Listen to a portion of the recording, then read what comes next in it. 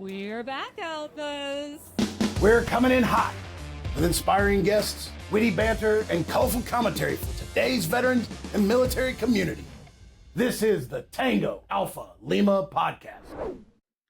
Welcome, Alphas. Thanks for joining us. Stacy's out learning how to do haircuts like Edward Scissorhands, so it's just us fellas here for the next 2 weeks. But we do have great guests for you today. Joy Bronson is the producer and director of the documentary feature film The Fight to Fight, which chronicles women's experiences integrating ground combat units in the United States military. But first, Adam, we've got a big weekend ahead of us, man. That's right, Joe. We're heading up to Baltimore for the Army-Navy game this weekend. It's going to be another great game of the Army beating Navy, just like it does every year for the last 250 years. Yeah, I think it's 250. No, this is the 126th meeting. I know because I have the blanket from last year for the 125th meeting. I'm actually sitting on it right now. We cuddled under that blanket. It was very cold. We had to. It was so cold. Just like last year, we're going to be cuddling. But before we cuddle at the game, we're going to spend Friday on Media Row and get some great interviews that you won't want to miss. So make sure you subscribe to the Tango Alpha Lima on Spotify, YouTube, Apple Podcasts, or wherever you catch your podcasts, so you don't miss any of the guests. I'm going to let you see. I'm a little superstitious, and last year it worked out really well, just letting you do the bulk of the smack talk. So I'm going to give you an opportunity here to open up your mouth and insert your foot. So let's hear it. Look, there's two ways you can do it. You can do it that way, which is your way, which when Navy won, quote marks, like they cheated, like when they won the game. When they won. We had the moral high ground, but you guys technically won on points. You seemed a lot cooler and less like an idiot with all the people that you made bold predictions with. But you guys looked fantastic. I nothing against the Navy uniforms. They were clean, but the Army uniforms last year were legit. Look, the uniforms look incredible, and I'll just be honest, when the 4 Apaches flew over the stadium, when the Army ran out on the field, that was the highlight of their performance, in my personal opinion. I had to try like I wasn't impressed, but I was very impressed. That was freaking awesome. I think there's a video of me screaming like a girl with excitement and joy because I didn't know that they were coming. We were hoping for a flyover. But then, you know what? That was the next coolest thing. Yeah. Almost as cool, just one notch underneath, was the 4 F-18s that flew over as Navy took the field. And I'm just like, look, if you're going to take the field, you want to do it with 4 Apaches over you or 4 F-18s. That's how. And you nobody's take the field. Jumping out of the F-18s, though. Not well. Not on purpose. You hope not. Well, speaking of jumping out, speaking of rivalries, is 2 of our former guests, Mandatory Fun Day, always a great guest, makes us laugh. He's cheering on Army, and former Navy SEAL Jason Redman, Navy all the way, have been all over social media. I've been seeing these come up in my feed. Of course, I follow Mandatory Fun Day on the socials. And they have been competing to see who can raise the most money for the American Legion charities. Have you seen any of this? Do you know where we're at? I've been seeing just organically. I've been seeing. I don't have a tracker myself, but I have been seeing organically a lot of American Legion stuff on social media lately, and it makes me really happy. Sometimes I think it's just a regular Mandatory Fun Day video, but it turns out it's like him talking about the American Legion. That's really awesome. He's definitely one of those guys that says he's going to support something and then goes all in. And I'm Army or not, pretty solid dude. Well, I'll tell you, on my news feed, I occasionally see Stacy pop up going down a Reddit rabbit hole. Oh, really? Yeah. You guys pop up on my feed. Yeah, that's always. Well, you literally stalked us for 3 years. We had to get a restraining order. I mean, yeah, that's right. We're over that now. We're over that now. All right. Let's see here. And I got to start following Jason Redman. I didn't realize he was as active on social media. And being a Navy guy, I do need to support him. So I will fix that. You need to step up more. Okay. This just in: Austin and Vince Vargas will be at the Army Navy game as well. There's going to be a lot of folks there, so it'll be interesting to see who we run into, who we bump into. We'll be doing some updates on our social medias as well, pushing out some stories, and never know what's going to happen. So you got to He was on the Mayans. I've been following Vince Vargas for a while. He's great too.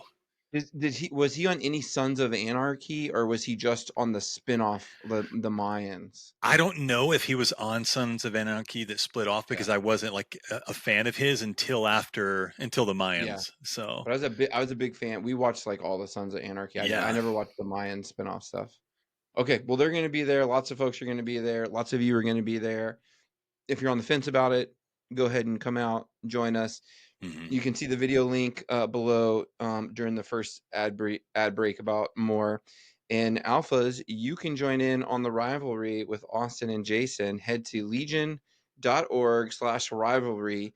Add your support and find a Legion post. Get out there and join a watch party. Alphas, we love you. Please stick around, and we'll be back with Joy Bronson right after the break. Hey there, Legionnaires and sports fans. This is Joe Worley, American Legion member and Navy veteran, and I am so excited that the American Legion is continuing their tradition of support for the Army-Navy game presented by USAA, the first veteran service organization to sponsor America's game in its 126-year history. That's right. The greatest rivalry in sports just got even more meaningful for veterans like us. We're honored to stand behind the incredible student athletes that are not only competing on the field, but are also committed to protecting the freedoms we hold dear. And through this sponsorship, we're shining a spotlight on our primary mission, Be the One, our fight to end veteran suicide. So mark your calendars, tune in to CBS on December 13th at 3 p.m. Eastern to watch Navy take on Army in this epic showdown. To learn more about the American Legion's involvement and our mission, visit legion.org/Army-Navy game. Let's cheer on our team, support our mission, and show the world what it means to be a Legionnaire. Go Navy! All right, Alphas, today we're joined by the Fight to Fight producer and director, Joy Bronson, and co-producer, Ellen Haring. Welcome to the Tango Alpha Lima podcast. It's great to have you both. Thank you. Thank you so much for having us. We're thrilled to be here. As always, starting out, thank you for your service, both you, Joy, and Ellen. It's always a little awkward to say, but I guess when it's not awkward, it's when we probably need a little bit of that embarrassing humility it takes to to say it anyway. But it means a lot. You got military service that spans from fixed wing instruction to flying the H-46C night during the Persian Gulf. And then we've got a West Point grad, 31 years in the Army, 35 counting West Point. We're going to count it, so we'll say 35, where you've been fighting for women for much of your career. I'd love to get a little bit of background of both of your stories and what led you young ladies into the military, and a little background on your service from your own words, if you will. Well, I'll start. Just I joined the Navy mainly Beat Army. No, the Navy. So I was pilot in the Navy. I wanted to be a pilot in the Air Force, but you had to be 5'4", and I was too short. And they said, "See you later." And the Navy was a little more flexible. So I joined the Navy. Wanted to fly. Wanted to be as forward deployed as I could. So I chose the path that allowed me to do that. Allowed me to deploy at sea. There were a lot of restrictions on women at the time. And I found that frustrating, way back then, that, you could, finish ahead of all the guys. And yet the rules for women were that you had to be on a non-combat, in a non-combat aircraft, on a non-combat ship. There were, great deal of restrictions on women's service. Yeah. And I remember as a young naval aviator, hearing from the woman who at the time was the senior naval aviator, Rosemary Mariner, who's since passed away. And she said to all of us young women, "It is your job to stay in the Navy and hold the door open for the women behind you." And I didn't do that. And it always kind of haunted me.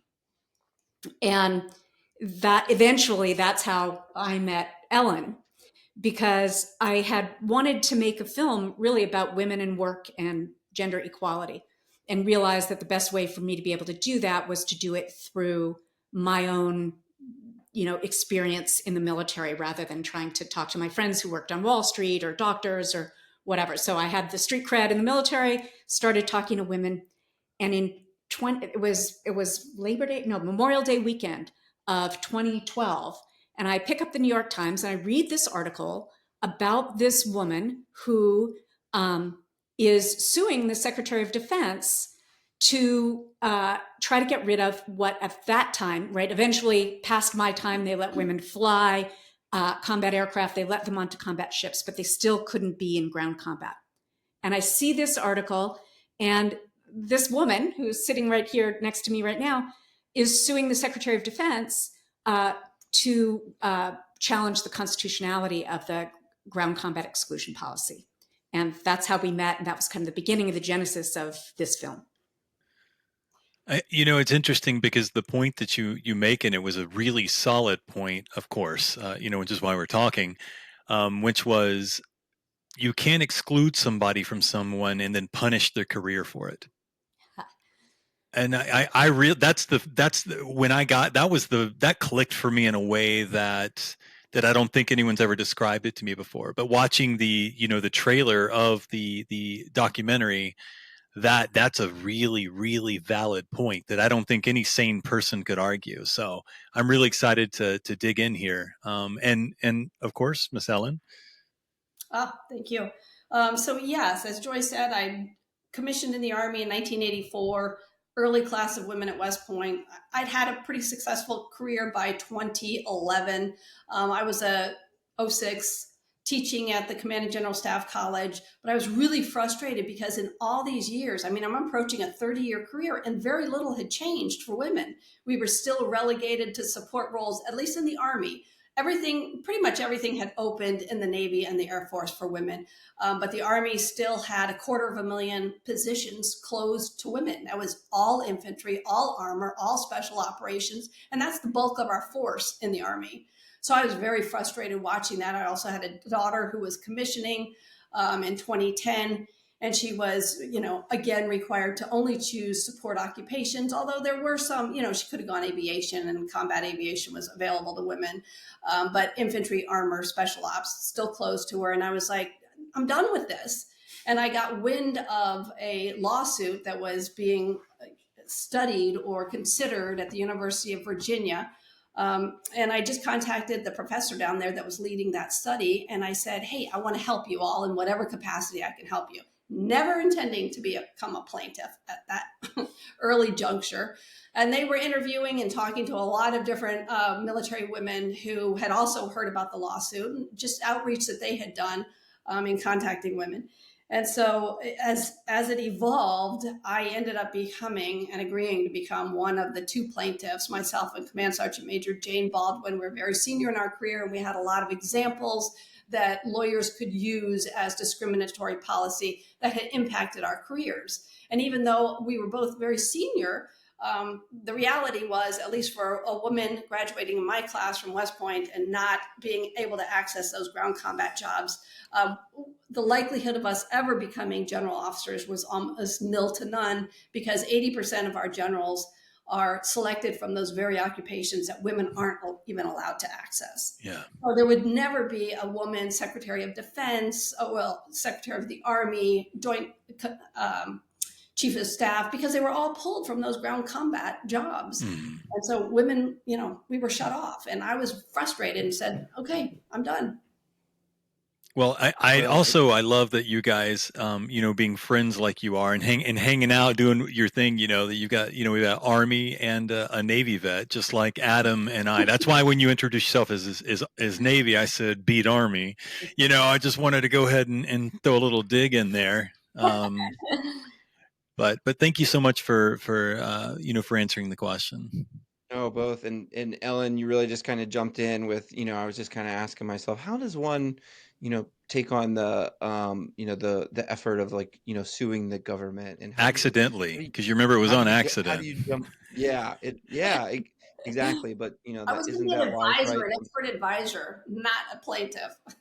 Yeah, right. Isn't that how it happens though? Sometimes the best things are the things that are unplanned and unforecasted that you never thought that you would be doing. Joy, there's something that you said initially, and you kind of, kind of leap, just, said it as you were giving your backstory.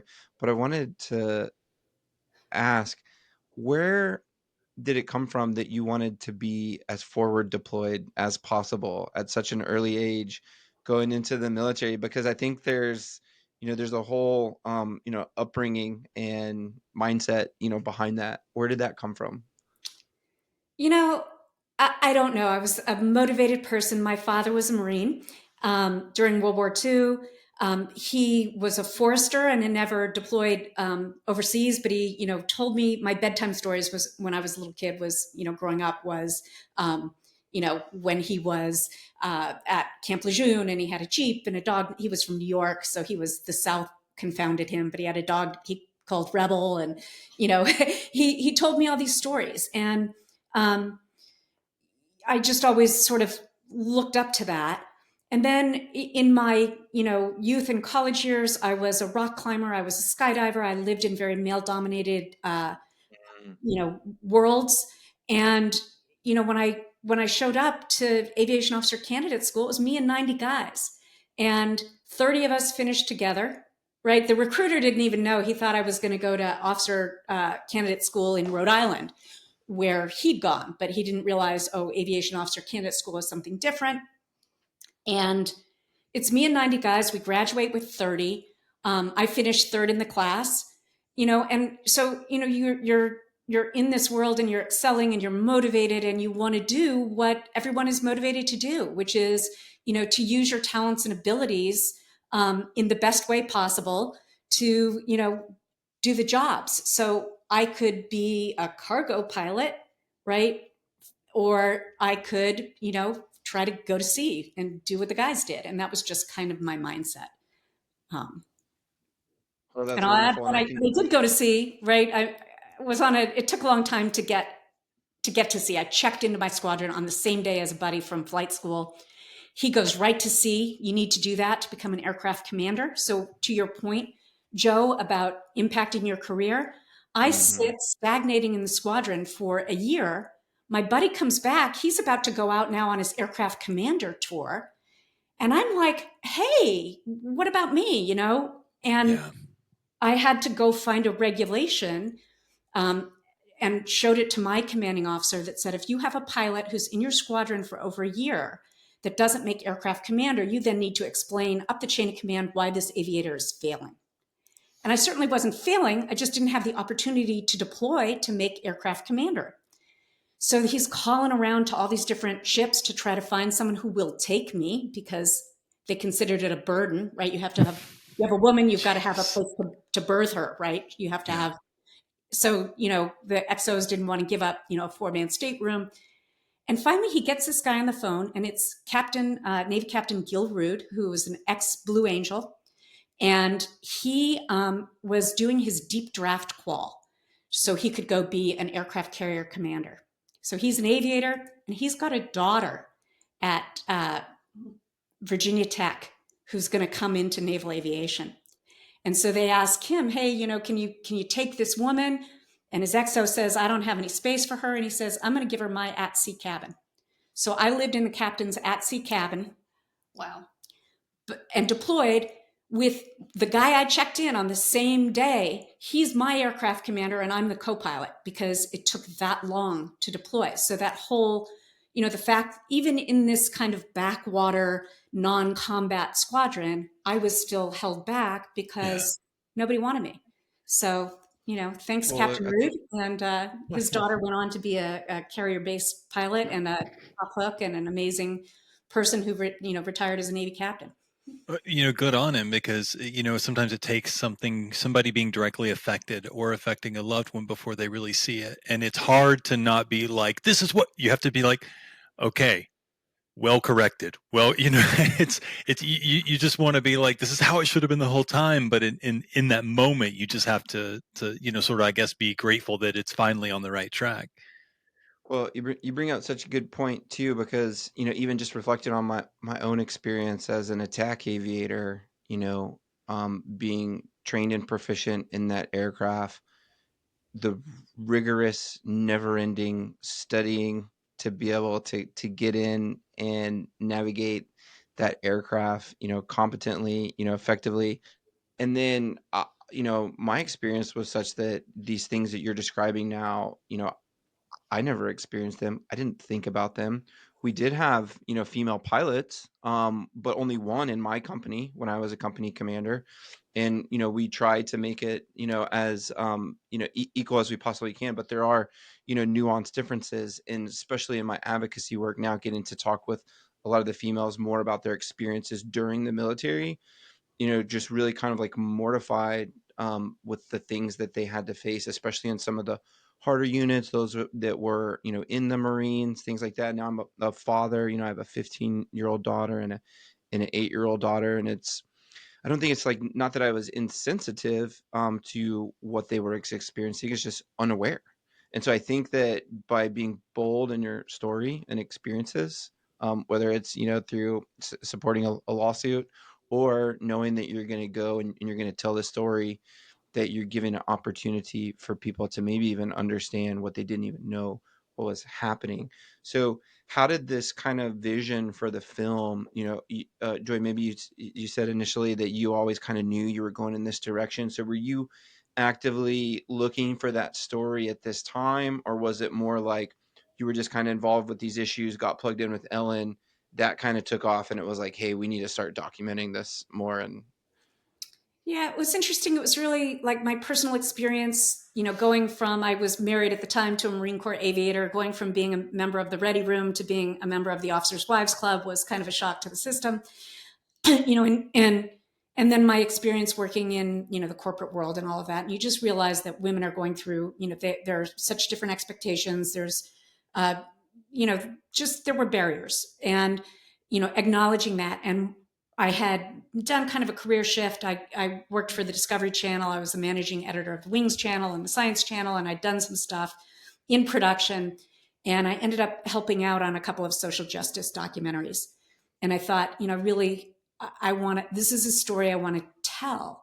And it's just not a known story, right? These women pioneers, and it was so slow that people like Rosemary Mariner, and there's a woman who appears in our film who was her flight school classmate, Joellen Osland.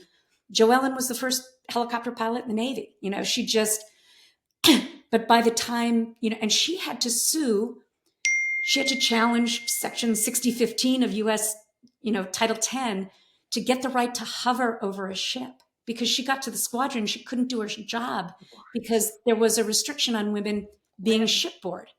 So it's this long, and I was at least 10 years behind her, right? So it's this very long, slow process, and nobody knows this story. I want to say, just during COVID, 2 books came out about the women aviators who kind of led the charge to remove the restriction on combat aviation. One about sort of the Air Force contingent called, it's going to escape me right now, it'll come to me in a sec, and another one called Wings of Gold, about the Navy women. And so post-Gulf War, right, my experience, I was on an ammunition ship during the Gulf War, flying bombs from the ammunition ship to all the carriers at night, resupplying them. And it was the performance of women and their presence in the field during the Gulf War that helped open up, aviation and ships to women, and in the wake of the tailhook scandal, there was a little, there was a push to make that happen. But it was such a slow evolution, and I felt like it was a story that deserved to be told. And when Ellen was pushing, I went to go interview her. So 2012, I started this. Wow. She wasn't allowed to talk about the lawsuit because it was an active lawsuit. And then, I'll let you take over from there, because I sort of had to abandon the effort. I stayed abreast of what was happening as the lawsuit. Will you tell what happened with the lawsuit? Well, the lawsuit actually went on for years. But the initial lawsuit filed in 2012 at the end of 2013, we're getting ready to go to court, and in January of 20, I'm sorry, 20, at the end of 2012, we're getting ready to go to court. In January of 2013, this Secretary Panetta makes a big announcement that we're removing the ground combat exclusion policy. This is right on the eve of our first court appearance, and he makes this big announcement. And then he says that we're going to give the services 3 years to figure this out. And so we go into this like 3-year holding pattern from 2013 to 2016. And during that 3-year holding pattern, myself and some colleagues decide that we're going to do a research project, and we're going to look at the eventual integration, if it happens, beginning in 2016. And that research project that we did from 2016 to 2021 forms kind of the basis of some of the interviews for this film. And that is of the women. We interviewed the women in the 1st Infantry and Armored Basic Officer Leader courses over 5 years, every year for 5 years, to try to capture their experiences as they're happening in real time, because nothing had been done like that before in previous integration. Like Joy had never been interviewed, and what it was like to be on a ship as the only woman. The women who had early integrators of West Point or the academies, nobody had ever interviewed them or followed them over the time. There had been no lessons learned, no policy changes made. And so myself and a few colleagues, at the time by then I was retired from the Army. I retired in 2014, but I was teaching as an adjunct at Georgetown University, and Georgetown allowed me to set up this research project and follow it through for 5 years. So that is kind of the basis of where the film comes from or launches from. Do you kind of pinch yourself a little bit because you're like, how is it that nobody has ever done this before? And how are we the ones that are kind of like, it's kind of blooming like all around us? I mean, and you can look back and aggregate everything and say like, oh, wow. But, it happened at one, unsuspecting event, after the next. Yeah, frustrating. But what's remarkable is, so Ellen follows these women, she and her colleagues interview them every year for the first 5 years of their service. And they, they're women who are excited to go serve, right? Why, Joe, you loved being out there with the guys, right? These women wanted to be out there with the guys. I wanted to fly with the guys. So there are many women who want to do these things. And these young women were excited to be admitted to go serve in infantry and armor. That's what they wanted to do, just like their male colleagues, right? They were like you. They wanted to be as forward as possible. And people object to this. And this is what we're seeing now, and why this film has become something beyond just a chronicle of women's progress and, woohoo, here we are, women have integrated ground combat, because now there's this very strong backlash against that we're seeing from military leadership, where they're saying, I don't think women should be in combat roles. It's made things more difficult for us. But these young women, they integrate, they are motivated, and they are capable. One of the young women had a motto, and her motto was, crush them with competence. And she was ridiculously competent. But what happens is, during that 3-year period when they were figuring out whether they were going to open ground combat to women, one of the things they did was experimentally open Ranger School to women. And 3 women end up becoming Ranger School graduates toward the end in the August and October of 2015. And in the wake of that, the Army leaves Ranger School open to women, but we don't know yet whether ground combat jobs are going to open to women.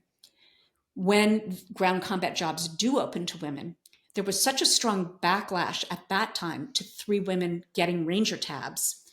People in the community were upset about that. They claimed that the standards were lowered, although, all of the leadership said, it has been the same. And we have a guy in our film who was a Ranger instructor during that time period. And he says, that class was the hardest class, right? And I think the stats on how many, that more males failed that particular class, at a higher percentage than normal, because they really pushed to make it hard and not lower the standards. That's just copium. It's just people who can't believe that there's somebody out there.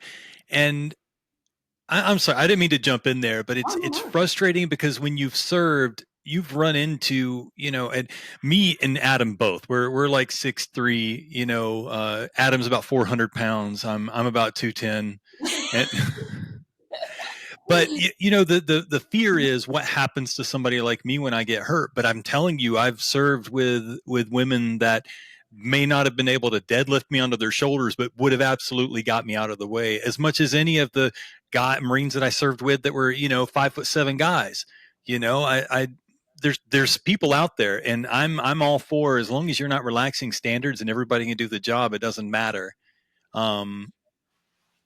Yeah, maybe the real question is, and this kind of gets into the sensitivity of, some of Yeah, like the backlash and maybe also the over politicization, of some of these things versus the real truth of what actually, just happens in a military unit, which is like, can you show up and can you do the work? And I've flown in an aircraft, with the female attack, aviator, and the last thing that I was thinking about is whether or not she was female. It's like about the mission and the tasks, and she, what is our training goals, for this mission, and went to combat, with them and relied on them and put my life in their hands, and so like I could care less that yeah, she was a female with respect to the mission and the work that we had to do. And so I feel like, at least in the units I was a part of, that was like the sentiment.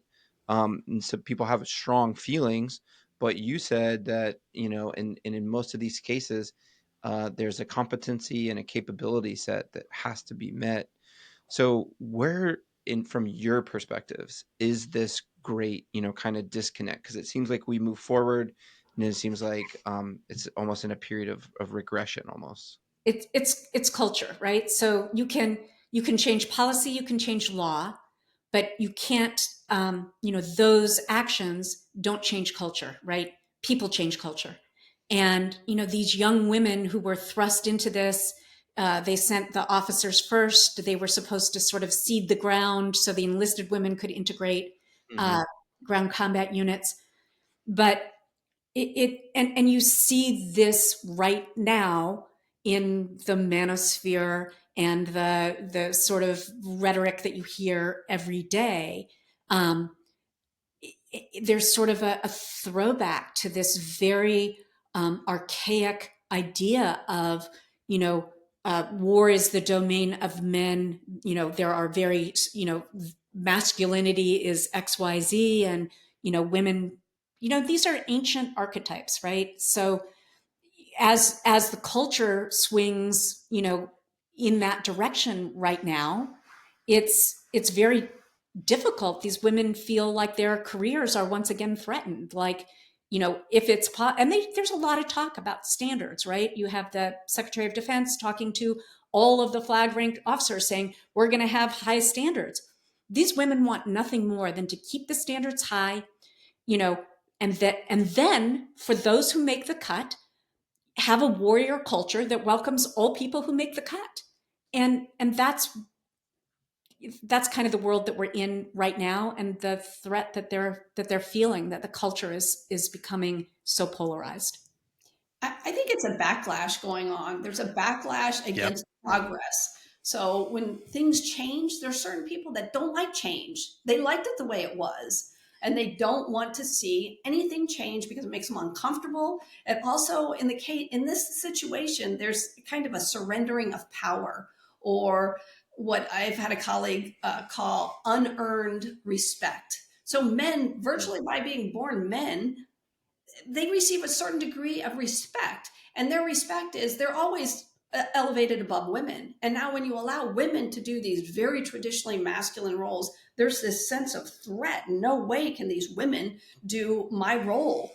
And so there's this backlash against what we see as progress and they see as a decline in our society. And Secretary Hegseth has been unequivocal and unapologetic about his views about women's roles in the military. And that has caused a lot of problems for the women currently serving, especially the women in ground combat units.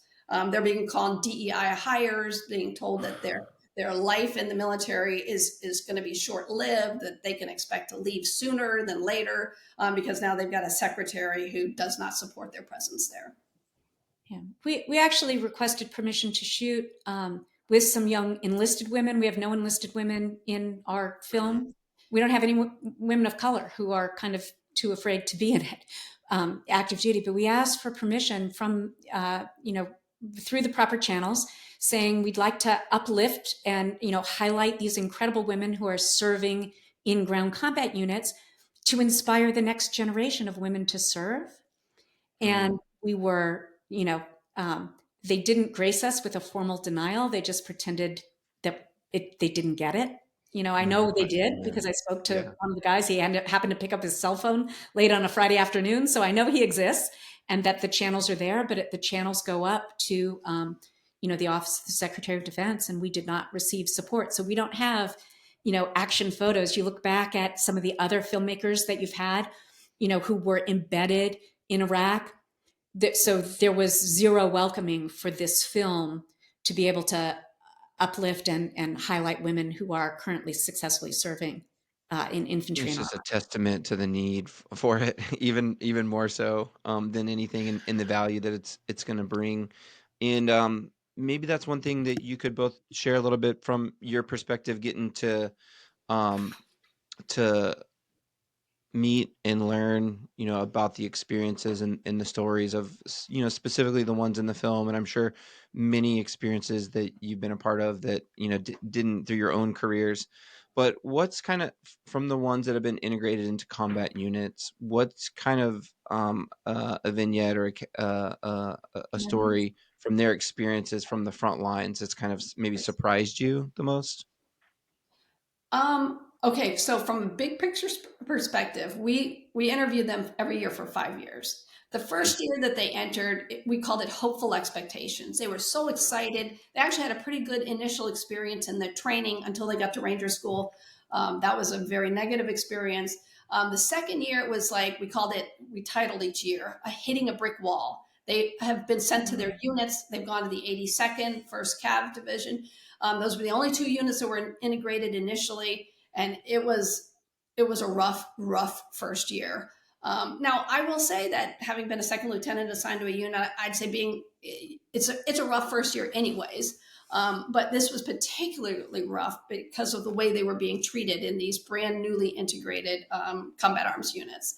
The third year, it was almost like they had settled in and they were like, we're just going to survive.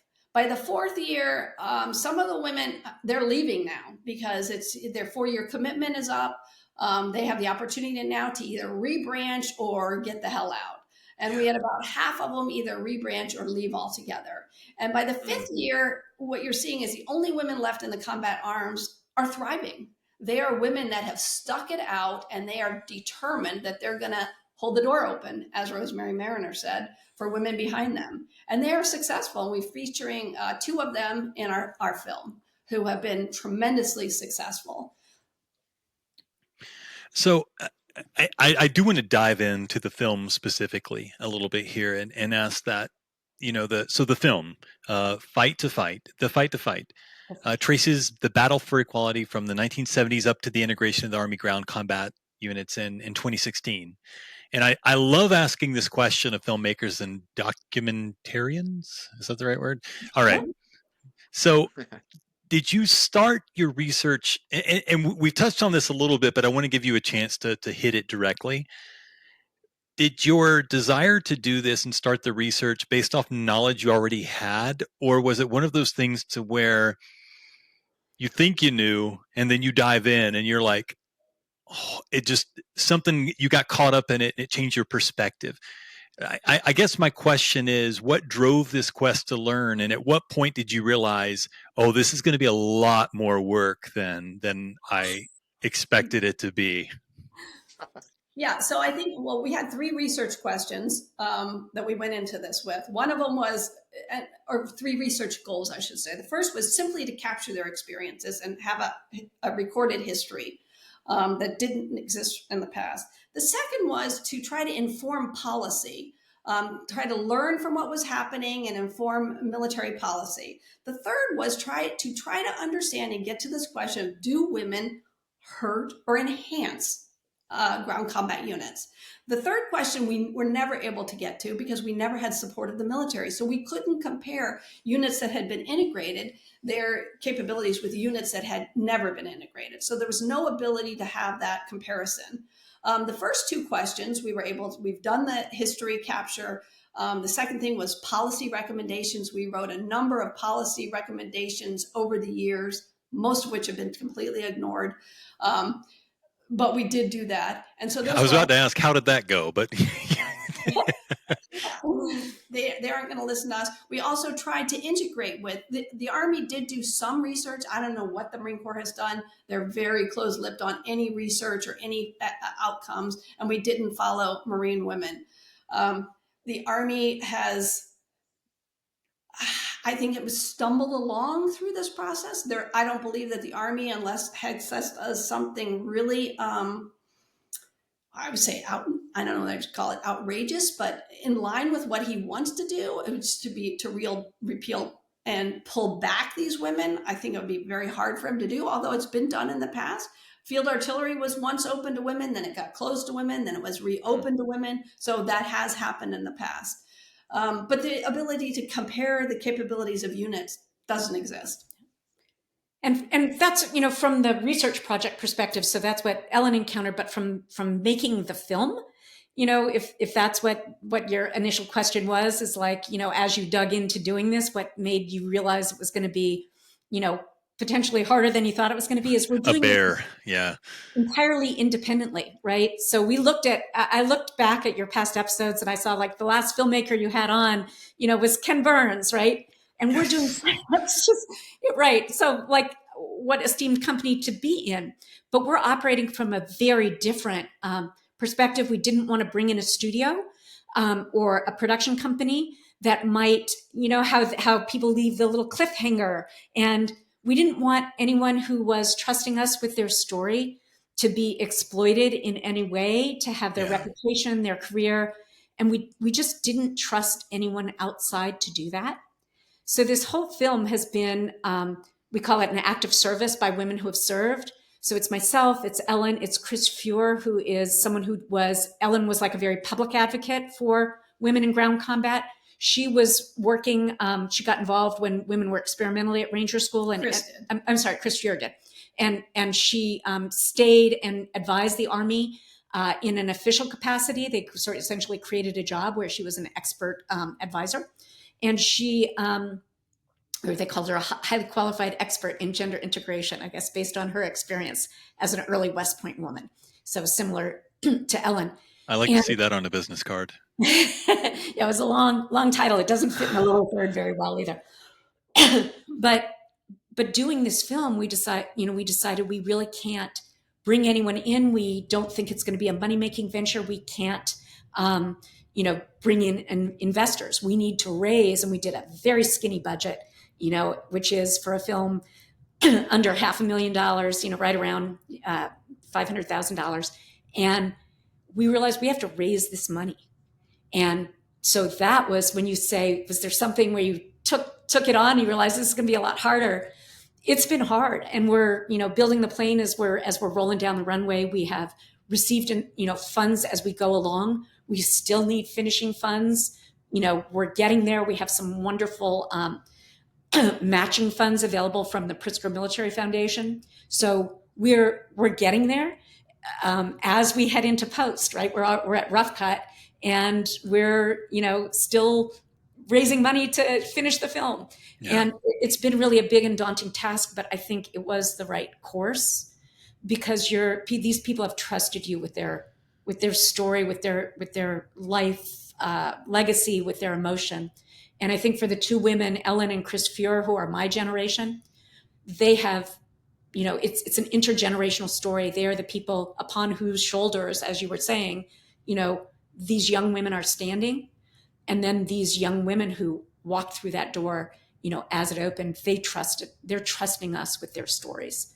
And so we've taken it upon ourselves. And it's a little bit hard to make the film and raise the money for the film and do all these things at the same time. But I think it's worth it. And I think their stories deserve to be told. I just want to say also that not only are the young women following you ladies and standing on shoulders, but having the right competent person in charge, regardless of gender, will save lives.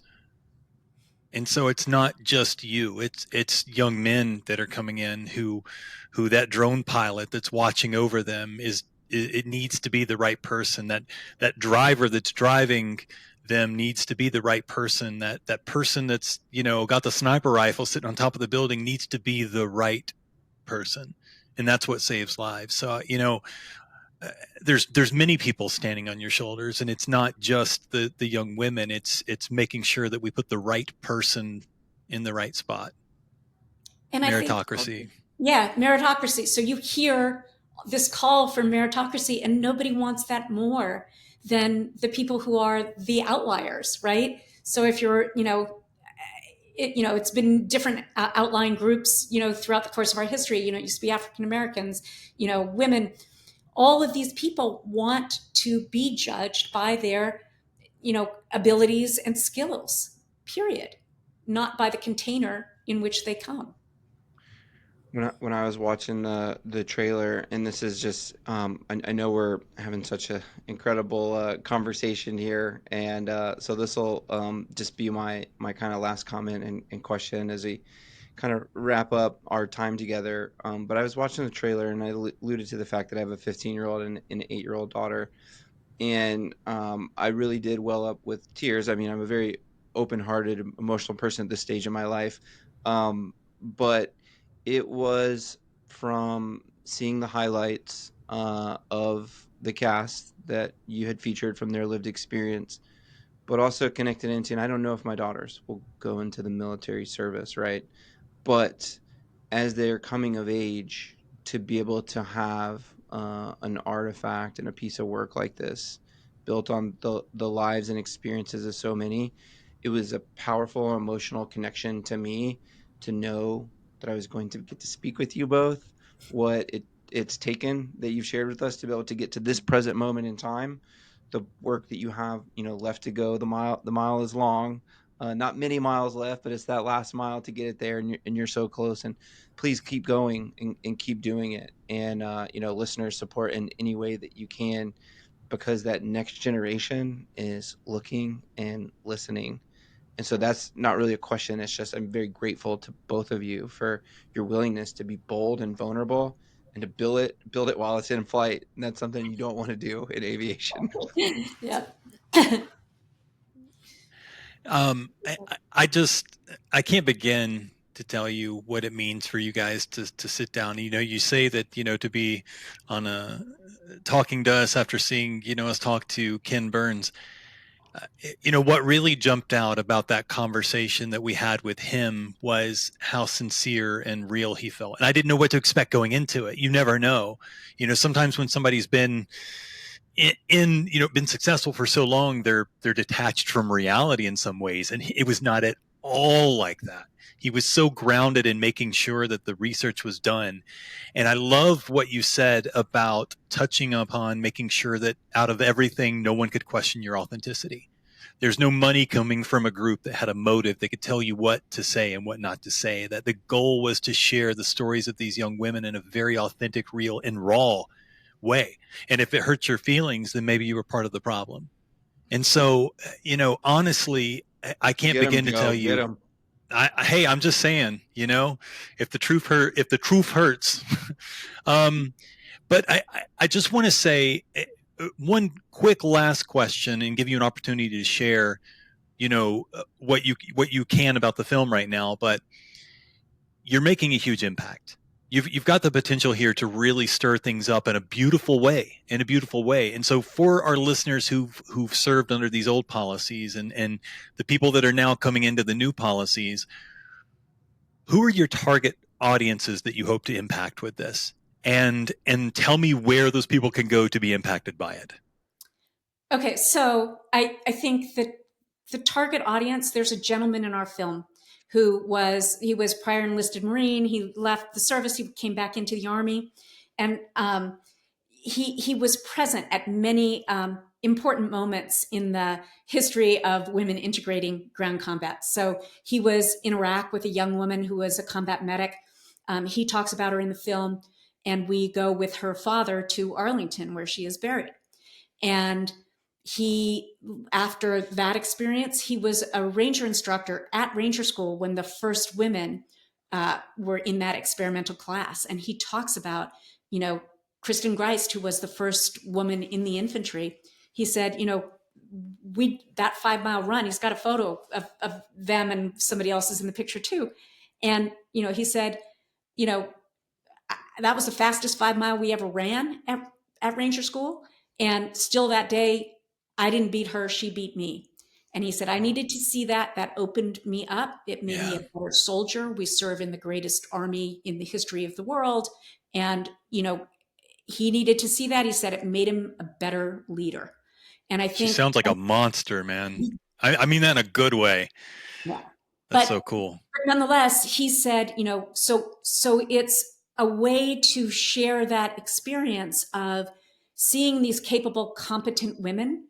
And he says, I'm an old school guy. I believe in the old school ways, but that changed me. Seeing that changed me. And that's kind of who we want to reach.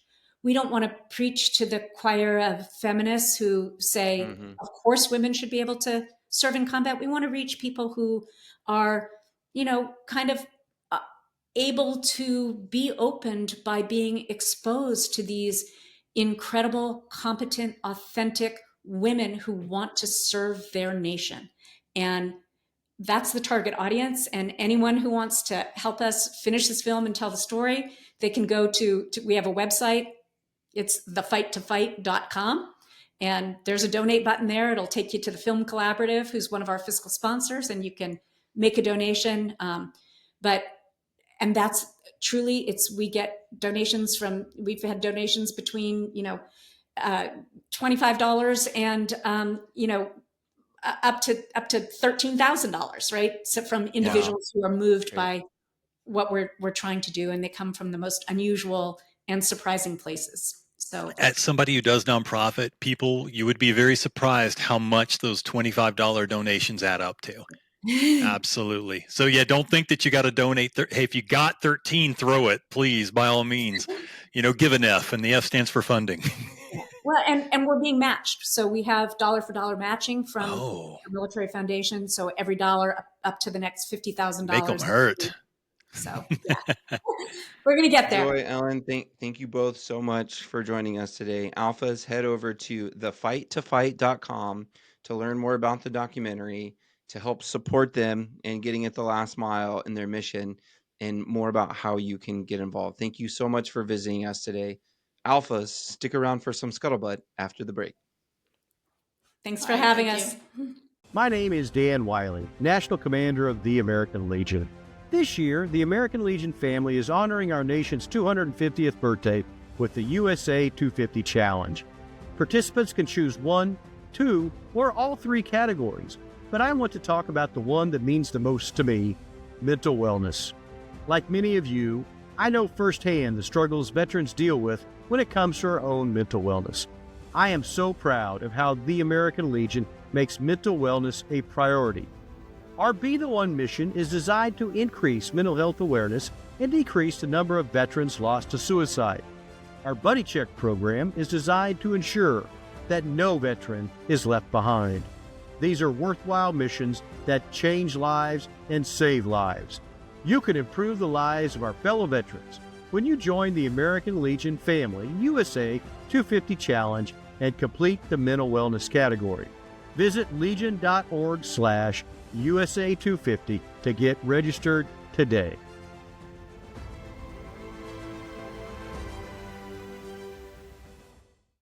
All right, Alphas, we hope you had a great break. Now it's time for some scuttlebutt. Joe, what you got for us? Adam. All right. So this weekend, thousands of volunteers across the country will place wreaths on graves of veterans during the annual Wreaths Across America Day. I did one of these events and represented the Navy in a local one last year. And it was one of those things. Do you ever do this? Do you ever agree to do something? Cause okay, I'm free that weekend and I like doing just random stuff like this. And then you get caught up in a really emotional ceremony that you were not mentally prepared for. It's like the story of my life. I'm like, sure, I'll do that. And next thing I know, I'm standing in the cold crying for some reason. Taps is playing. You're saluting the flag. Oh yeah, Like, I mean, how did I get here? Yeah, I happens should to have me every known. other weekend. How does it sneak up on me? You know, like really, how does it every time? It's always like, okay, I wasn't expecting that. Like, yeah, you were. You're just too optimistic for your own good, Joe. So one of the places where I will never volunteer to go and do this because I don't know that I could ever leave. I would just be a puddle on the ground. Is Arlington. And one of the graves where the wreath will be placed is known as the most dangerous grave site in the U.S. In 61, a remote outpost 40 miles west of Idaho Falls, Idaho, became the site of America's first nuclear accident. On January 3rd, operators from the U.S. Army Stationary Lower Power Reactor 1, or SL1, which is much easier to say, were returning from a 10-day holiday break, among them Army Specialist John Arthur Bynes, Navy CB Richard Carlton Legg, and SP4 Richard McKinley. So SL-1 was designed to provide heat and electricity for the Remote Defense Early Warning System radar sites, established to provide early warning in case we were attacked by Soviet aircraft or ICBMs, intercontinental ballistic munitions? Missiles, okay. However, poor oversight, lack of training, and inadequately tested technology spelled disaster for SL-1 and its operators that night when, shortly after 9 p.m., a steam explosion blasted through the plant. Now, you think steam, and you're like, okay, at least it's not like fire. Steam is it's boiling water exploding. It's a horrifying way to get blown up. Hold on, what about this part? Poor oversight, lack of training, and inadequately tested technology. I thought that's just the military on the nuclear equipment. That's true. Out of all the places, if you're going to have like one more PowerPoint, it should be at the nuclear power plant. No. We'll get green on the how to handle these materials soon, sir. We promise. That should not have been handed off to a warrant officer. That should have been handled by the first sergeant. So the blast had enough force to lift the entire 26,000-pound apparatus over 9 feet in the air and create 500 pounds per square inch of pressure, which forced the plugs at the top of the reactor open, as you can imagine it would, and fired the control rods like missiles into the ceiling. The entire reactor room instantly filled with burning steam, contaminated water, and fragments of radioactive cores. It would take over an hour and a half for responders to arrive at the reactor. And when they did, they found dangerous levels of radiation. An Atomic Energy Commission investigation found the explosion had been caused by an operator pulling the reactor's central rod too far out of its housing. And according to NASA, this withdrawal caused the reactor to go supercritical in 4 milliseconds as the core power level surged to 20,000 megawatts, or 6,000 times the rated power output. Barnes and Carlton were killed almost instantly in the blast. McKinley was still breathing, but then the 27-year-old succumbed to his injuries shortly after being transported in an ambulance. So Barnes and Legg were buried in their hometown, but McKinley, a Korean War veteran, was laid to rest at Arlington at the behest of his wife. 22 days after the explosion, McKinley's family gathered in Arlington to watch the veteran's 8-minute funeral from 20 feet away. Laid to rest in a double-lead-lined casket, McKinley was lowered into a 10-foot grave encased in concrete surrounded by a metal vault. For good measure, an additional foot of concrete was poured in atop his casket. McKinley's gravesite remains the only radioactive burial plot in Arlington National Cemetery. While it is safe to visit, his cemetery file warns, victim of nuclear accident, bodies contaminated with long-life radioactive isotopes. Under no circumstances will the body be removed from this location without prior approval of the AEC, the Atomic Energy Commission, in consultation with this headquarters. So, the fact that they made a way for him to still be buried in Arlington, okay, I'm with you. That's a really cool thing that they allowed him to be buried in such a beautiful place. And it's a really good, kind of correction from the, hey, we maybe should have trained these guys a little bit more, to, hey, let's make sure that nobody ever moves this from this Hopefully location. The people who sometimes they have to do that. Made his casket and everything were well trained. Double lead line, though. Double lead line. That's pretty good. Even Superman would be like, "What is that?" Like, I can't see through that. But we have links for the show notes for that as well, and I believe Mr. Adam has something to tell us about too. That's right, Joe. The Army is experimenting. Watch out. No, they're experimenting with an autonomous dining facility in South Korea, and the chow line might never look the same. The 19th Expeditionary Sustainment Command launched the pilot program called Market 19 within Camp Walker Dining Facility in November. According to a DoD press release, soldiers and civilians can select menu items on a touchscreen interface, and the system automatically portions, cooks, and plates each meal. The robotic cooking system is programmed to make meals using Army recipes, and a display shows nutritional information and food choices. What? Do you got? You got that look on your? I'm thinking of the National Guard, who are historically heftier. I'm wondering if they're gonna like grow mustaches out for the sole purpose of tricking the algorithm. Like, go back through, shave, go back through, change uniforms. You know what? I knew you had something like that on your mind, and I'm so glad I'm paused because I'm not disappointed. You know what I'm talking about. I love the National Guardmen, but when you'll see them on deployment, sometimes you're like, how are they getting this food? Like, every Marine I don't care how small you are, you lose 30 pounds on deployment. It's just 7 months, you lose 30 pounds. It doesn't matter. You're going to lose weight. I'm always impressed by it more than anything. The new automated system will not completely remove human oversight. However, our culinary specialists will still handle food safety, ingredient Watch out prep, for disguises and ingredient prep. said Chief Warrant Officer River Mitchell, food advisor for the unit. The changes are not intended to replace soldiers, but to feed them anytime, anywhere, he said, adding that it is a supplement, not a replacement to existing systems. Mitchell said the automated system is intended to free up food service personnel to focus on readiness training and improving meal quality, adding automation as one way we can modernize without losing our human touch.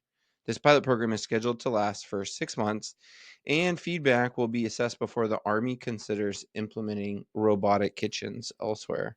I don't know. What do you think about this stuff's inevitable, man? It's just, I'm sorry. And same thing like when the first time a streaming service dropped, and everybody with any common sense knew that like DVDs and things like that were going to start fading, like renting and things like that. It's inevitable. Once you introduce a technology like this that allows people to get in and out, and sadly with food prep, the less human interaction you have, the less cross contamination. I mean, if there's something that don't get me wrong, you can't, you go into a greasy burger joint, you want the guy back there that was just smoking a cigarette outside to go in there and make your burger and maybe not wash his hands. That's how you get a good burger. But if you want clean, safe food, I mean, we'll see. I guess we'll see in 6 months. Also just like the convenience and the ability to, minimize the workforce, right? And so there's like a larger cost to get it set up, but then so long as like the parts and maintenance, is manageable, then the costs go way down. I mean, I do think it's kind of like the thing to say when you're like, oh, it'll free them up to do more training and more important strategic, work. I think that's true, but also when you have a robotic workforce, then you just require less personnel on your IMTO. And that could be a good thing from a cost savings perspective. Like, do we really need, a kitchen full of people working the service line if that specific thing could be automated and we could focus more on the, logistics and readiness of and requirements of war fighting. But the other thing is like, when I'm at the airport and where is it? Maybe it's DFW D terminal, and they got a Whataburger there, and they got the digital kiosk, and it takes a lot longer because you're having to go through and select every single thing, but the likelihood of it coming out correct is much more likely, I think. Yeah. However, if I think they just have to think about like time optimization, because like DFAC, you're supposed to get in, get the meal, and like get Yeah. out. So But if you could I think save that your has own to be settings of things that you liked or whatever, I mean, it's half the time when you show up, you don't get to just pick and choose anyway. It's like, hey, they're having manicotti today. If you don't like manicotti, you're not going to eat. But on the other hand, I just want to stop hard stop and say that cooks out there, I love you. The downside of this is that I can't befriend a machine the way I can a cook and get extra food, because I may be Navy, but in my heart, I'm National Guard. Hey, Napoleon said, thanks, Super Producer Holly, that an army marches on its stomach. So there you go.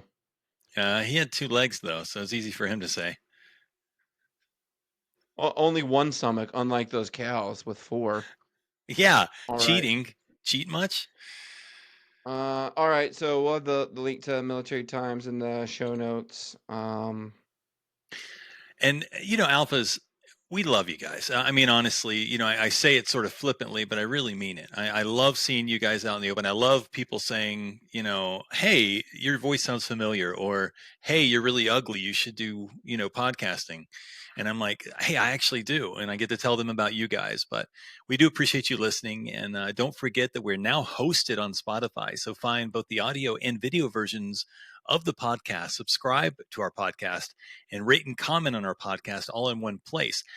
Additionally, we are in the top 20% of videos on Spotify. So support us.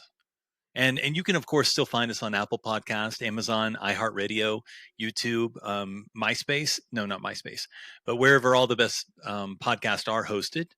And subscribe to our newsletter and send us mail and guest recommendations at legion.org/Tango Alpha Lima. And we will see you next week.